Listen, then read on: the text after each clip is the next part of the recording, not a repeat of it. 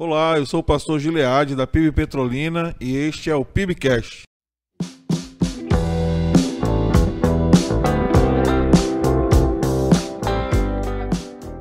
Conversando com o pastor Diogo Agostinho sobre relacionamento discipulador. E nós queremos, de alguma forma, te ajudar a iniciar um relacionamento discipulador.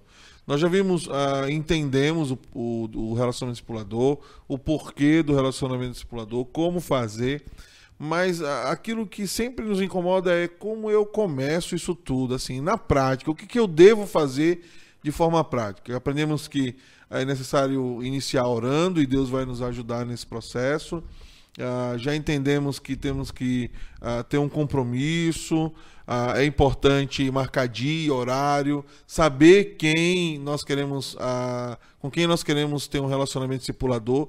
Isso precisa ser intencional, não ocasional, apesar de que ocasionalmente pode acontecer de surgir uma pessoa para a gente fazer um trabalho assim.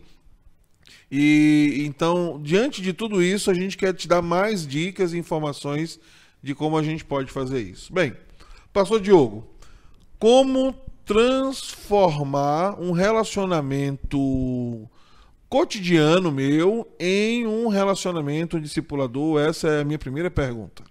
Olá a todos, prazer estar aqui mais uma vez. Vamos continuar o nosso bate-papo sobre relacionamento discipulador. Então, nós já falamos que você não precisa encontrar alguém, você não precisa pensar num desconhecido para poder iniciar um relacionamento discipulador. Na verdade, o que você precisa é olhar em volta e se conscientizar de que você está cheio de relacionamentos. E aí vem a pergunta: como eu posso transformar esses relacionamentos em relacionamentos discipuladores? Então, há um ditado que diz que a boca fala do que o coração está cheio.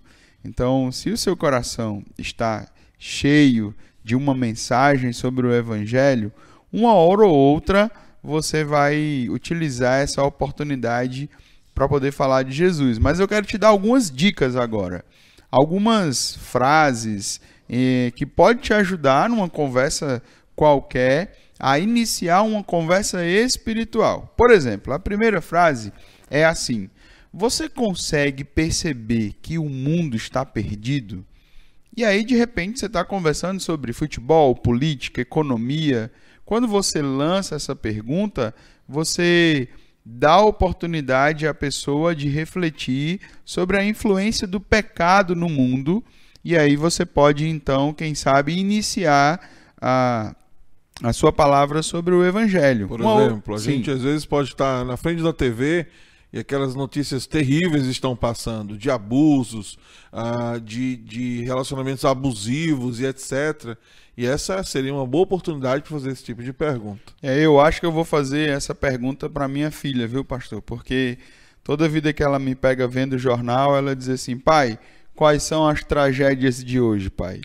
Aí já vou usar isso com ela já. Mas uma outra dica por exemplo, você falar com alguém assim: como você enxerga a sua relação com Deus hoje? Está tudo bem entre vocês? Olha que pergunta legal. Você leva a pessoa a uma reflexão sobre ela e Deus. E geralmente as pessoas têm uma reação negativa quando nós falamos de igreja. Nós já falamos isso em episódios passados do nosso podcast. Quando nós falamos sobre coisas que elas têm uma experiência ruim. Mas e sobre Deus? Como é que anda você e Deus? E de repente essa pergunta até pode ser feita e a pessoa fala: eu estou muito bem. E a gente não precisa ficar dando voltas, tentando remediar. Se está bem, Jesus não veio para aqueles que acham que estão bem. Jesus veio para aqueles que sabem que precisam. Então, diante de uma resposta: eu estou muito bem, muito obrigado, então não precisa insistir nesse assunto, volta a orar pela pessoa. Exatamente. Volta para a etapa da oração e pede a Deus para que Ele trabalhe no coração para que haja um interesse por essas pessoas. E aí, inclusive, eu posso lhe dar uma outra sugestão. Você pode falar a mesma frase de um jeito diferente. Você pode falar assim: você sente a necessidade de amar e obedecer mais a Deus? Então, olha, essa pergunta, quem sabe, já apertou mais um pouco, né? E geralmente você vai fazer essa pergunta para um amigo, você vai fazer essa pergunta para alguém do seu convívio. Eu não quero que você se imagine se perguntando a um desconhecido, porque claro que podem surgir essas oportunidades, mas elas devem ser ali a exceção, já que nós estamos falando em como transformar relacionamentos que você já tem em relacionamentos discipuladores. Posso dar outra sugestão, pastor? Claro. Olha, você pode falar assim com as pessoas. Se acontecesse alguma fatalidade com você hoje, você estaria pronto para se encontrar com Deus e prestar contas? Pois é, olha, às vezes nós estamos em alguns eventos que acontecem na vida, às vezes a perca de um ente querido, ou então uma fatalidade que aconteceu com alguém, um assunto assim pode surgir entre você e o seu amigo e a pessoa com quem você ama, que caiba uma pergunta como essa, que vai ajudar a pessoa na sua reflexão. Pastor, deixa eu te apertar um pouco aqui acerca dessa pergunta que você fez. De repente você vai ajudar alguém. Às vezes a gente faz esse tipo de pergunta e alguém fala assim: ah, Deus é quem sabe. Bem, o que eu digo para essa pessoa? Vamos parar um pouquinho aqui, depois a gente continua com essas dicas, mas aproveita para dar uma réplica aí, quando alguém fala assim: não, Deus é quem sabe, eu não tenho compromisso com minha salvação, eu estou fazendo o máximo que eu posso, mas Deus é quem sabe. Olha só, se você entende que essa pessoa está respondendo assim, porque ela está querendo fugir da responsabilidade, aí eu acho que é hora de você dar um passo atrás e voltar a orar. O que nós precisamos compreender é que o Evangelho são boas notícias.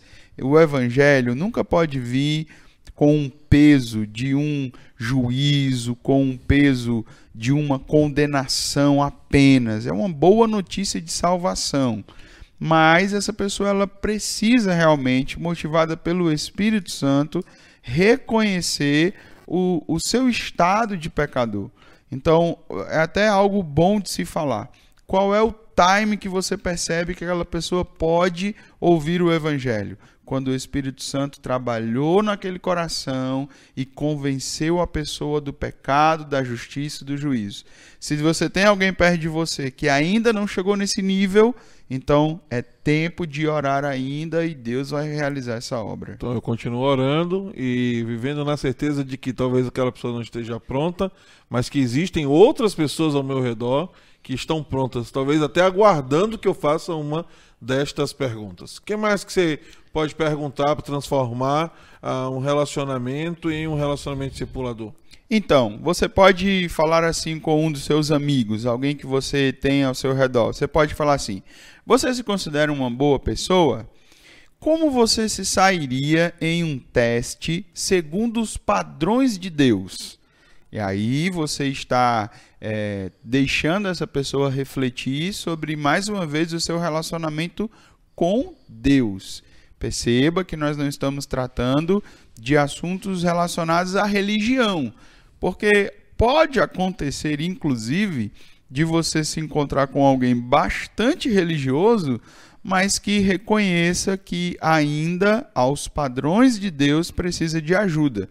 E o Evangelho, no caso dessa pergunta, é a boa notícia para todos aqueles que têm consciência que não estão bem diante de Deus. Na verdade, o Evangelho nos diz que todos nós somos pecadores, nós precisamos de salvação. Então, se essa pessoa diz: olha, eu não estou muito bem, eu estou realmente fora dos padrões de Deus, você inclusive pode dizer assim: não se preocupe, eu também, eu tenho as minhas dificuldades, mas deixa eu te contar uma boa notícia. Tá vendo? Jesus veio para resolver esse nosso problema. Vencer essa possibilidade de uma arrogância religiosa também é importante, né? Então, de repente, se eu me coloco numa relação onde eu imagino que eu sou muito bom e aquela pessoa não é uma boa pessoa, então ela vai sentir que, na verdade, talvez eu não queira iniciar um relacionamento discipulador, mas simplesmente humilhar ela, dizer que eu sou melhor que ela ou coisa assim.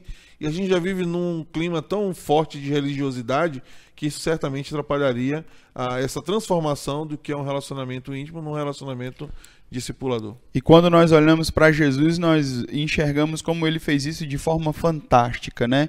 Jesus conseguiu atrair para ele pessoas que não tinham uma vida correta. Por exemplo, podemos citar o caso de Zaqueu, um homem que tinha dificuldades com dinheiro na sua profissão. Ele era muito provavelmente um homem corrupto aos padrões da época, mas ele teve interesse de estar perto de Jesus, e isso acontece quando nós conseguimos unir o poder da mensagem que nós temos com a credibilidade da nossa vida.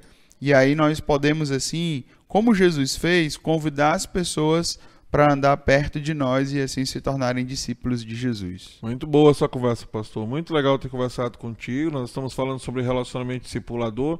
Eu gostaria que você deixasse aí sua última palavra para a gente encerrar esse PIBcast. Olhe, escute o chamado de Jesus, Mateus 28, 19 e 20, indo, façam discípulos. Essa é uma oportunidade riquíssima que você tem de ver pessoas que estão ao seu redor se tornarem discípulos de Jesus. Venha conosco.